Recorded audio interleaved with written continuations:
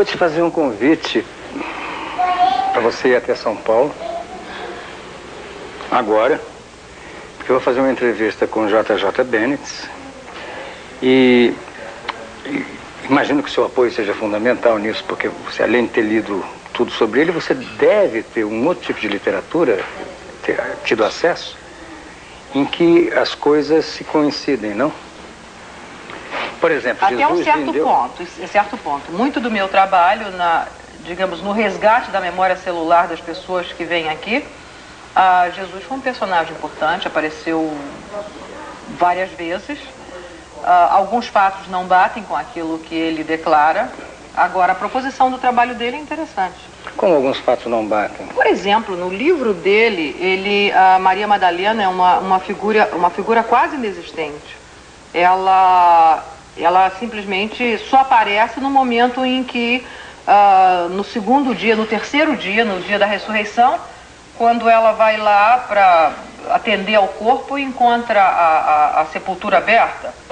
Até então ela simplesmente não aparece. Já no resgate da memória celular das pessoas que aqui vieram, ela é uma figura muito importante. Eu convoco você e a vocês para irmos juntos a São Paulo entrevistar o autor de Cavalo de Troia. Como puedo eu, que sou um periodista, crer que são as reportagens e não ficção? El Caballo de Troya, cada libro reúne más de 2000 informaciones científicas, históricas, arqueológicas, etc. Si fuera ficción, no habría prácticamente casi ningún dato técnico que se puede comprobar. Particularmente te entiendo, porque conozco en la literatura mundial otros relatos de que, por ejemplo, Jesús vivió hasta 94 años. 4 años en Kashmir, lá fue enterrado. ¿Qué grado de científico hay, por ejemplo, la afirmación de que Jesús murió a los 94 años en Kashmir? No hay ninguna constatación científica para eso. Es una leyenda de Cachemir. Es una historia como otras muchas historias, pero no hay ninguna constatación física, documental, ninguna constatación histórica. Es una leyenda, igual que la leyenda de Jesús de Nazaret, que dicen que era un esenio y que vivió en Qumran. Os manuscritos do Mar Morto, que foram traduzidos agora, já estão em publicação pela Barbara Turing, que é uma catedrática da Universidade de Sydney, na Austrália, que faz parte do grupo que está oficialmente traduzindo os manuscritos do Mar Morto. Dizem que ele viveu no Qumran e tem um relato dia a dia, hora a hora, de tudo que foi feito. No existe ningún documento de Qumran, de los publicados hasta este momento, y hay más de 400 documentos de Qumran, donde se mencione ni una sola vez a Jesús de Nazaret. Solamente se habla del maestro de justicia, pero se refiere a alguien probablemente del siglo II antes de Cristo. La filosofía del maestro de Jesús de Nazaret no tiene nada que ver con las reglas, con la filosofía, con la doctrina de Qumran, de los esenios. Y hay más de 26 grandes diferencias. 26 grandes diferencias. Por ejemplo, los esenios eran muy de ultraderecha, muy radicales, y no aceptaban en su comunidad a nadie que tuviera defecto físico. Ninguna persona coja, o mutilada, o ciega, o leprosa, podía entrar a la comunidad de Qumran. Es un pequeño ejemplo. Jesús de Nazaret era uno de los grandes hijos de Dios. Tenía, en su momento, cuando él fue consciente de su divinidad, él tenía toda la sabiduría del mundo. Jesús de Nazaret era una persona muy curiosa, le interesaba todo, y probablemente se interesó por los esenios y probablemente tenía amigos esenios, pero él no fue educado por los esenios, ni él recibió enseñanzas de los esenios, ni recibió enseñanzas de la India, aunque él viajó por el Mediterráneo seguramente. ¿Qué tipo de documentación tú tienes para que se compruebe ese viaje que se ha hecho a 2000 años atrás? Adelante, todo bien, pero atrás... Es una documentación importante. Yo no tengo tanta imaginación para crear los caballos de Troya. Entonces es una documentación muy importante que sirve de soporte a otras investigaciones que yo estoy haciendo también para los caballos de Troya. Dígame una novedad hoy. ¿Sobre qué? Que no esté en su libro ainda. El caballo de Troya 6, que saldrá el año que viene, si Dios quiere, habla de la vida pública de predicación de Jesús de Nazaret, que es bellísima, es muy intensa, mucho más grande de lo que nos han podido contar nunca. Por ejemplo, una cosa sorprendente es que Jesús de Nazaret, antes de empezar la vida pública o de predicación, hace un planning de trabajo, toma unas decisiones de cómo va a trabajar. Y una cosa importante que él se propone, pero no cumple, es que no quiere utilizar su poder, no quiere hacer milagros. Por eso, en el primer milagro, el agua en vino, ¿Sí? en Caná, él no es el responsable. Él no convierte el agua en vino, pero él lo desea, porque ve probablemente a su madre llorando, porque él no quiere convertir el agua en vino. Y solamente ver a una persona que sufre por algo provocaba en Jesús de Nazaret la piedad. Y en ese instante, a su pesar, aunque él no quisiera, se producía el milagro. La verdad sobre Caballo de Troya, siempre lo he dicho, es más fantástica que lo que yo cuento en Caballo de Troya. Essa ia ser a minha próxima pergunta.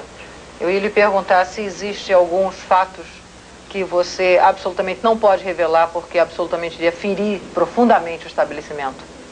Ou se está tudo aí? No.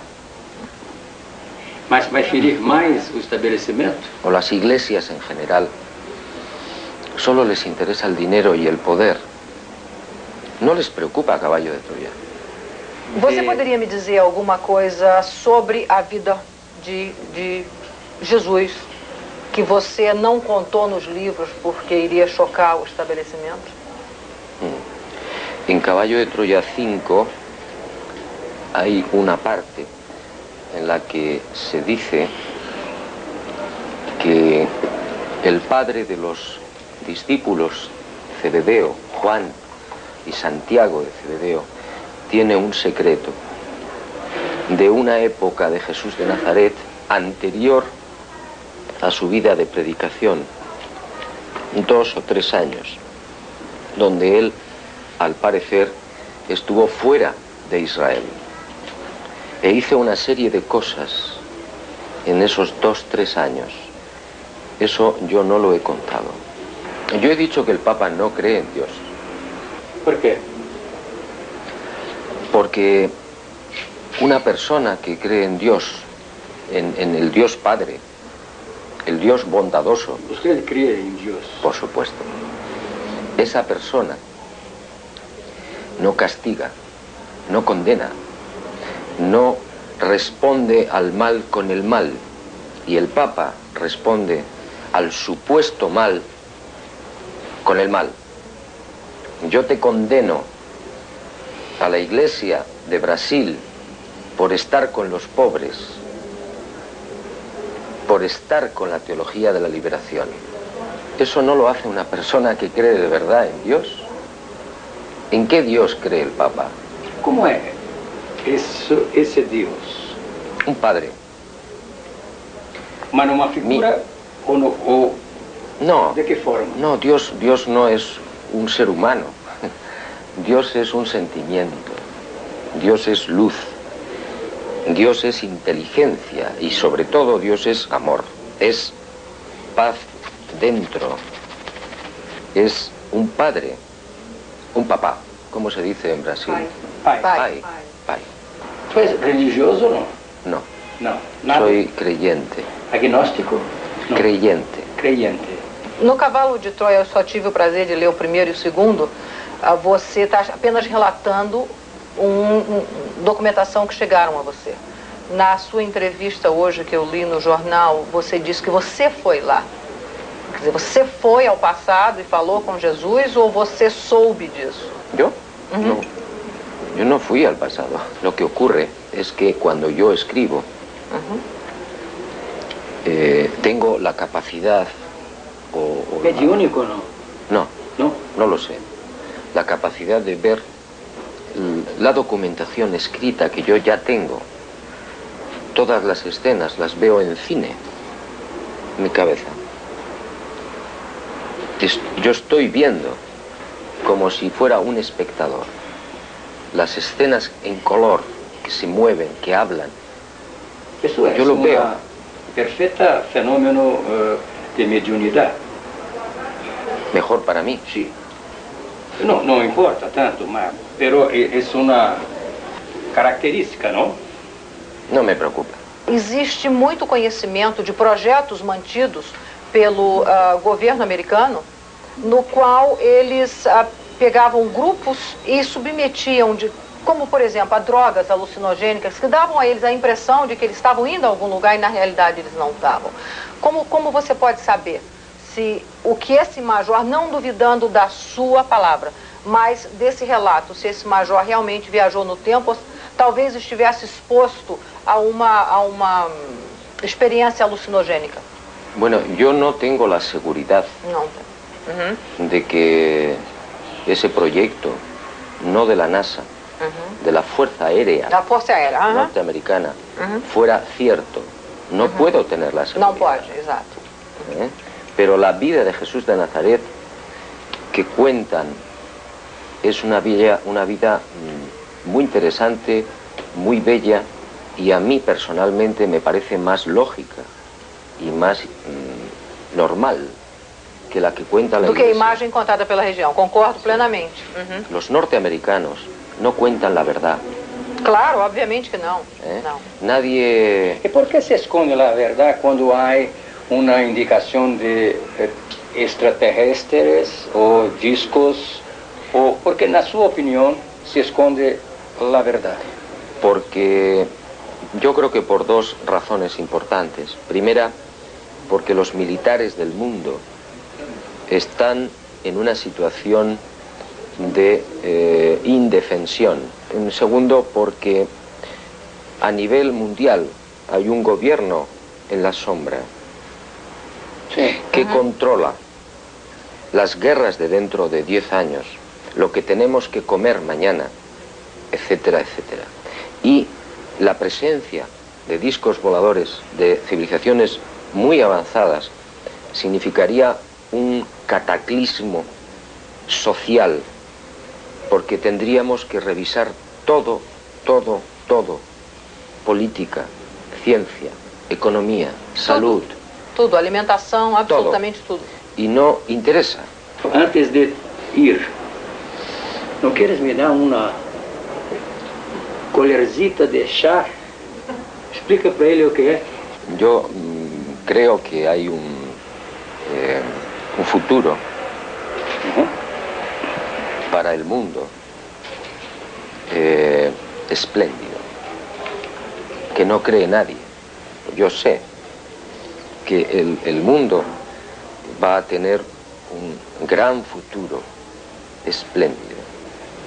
O que contraria todas as posições de profecias hasta hoje. Ok. Não? Correcto. O que vai mudar isso? Que grande força haverá de mudar essas tendências de profecias já razón. Não haverá apocalipse? No. Não haverá uma separação do joio do trigo? No. Una cosa es que las personas estén equivocadas, no tengan cultura. Y otra cosa es que las personas sean malas, negativas. Hay personas negativas y malas, Muitas. pero hay muchas más que son buenas personas. Y las personas negativas o personas malas, esas poco a poco desaparecen. Y son las otras, muchas más, las que van ganando terreno, poco a poco. Nosotros, ¿eh? ¿Nosotros? Sí, con certeza. ¿Usted es malo? No, bueno. Bueno de más.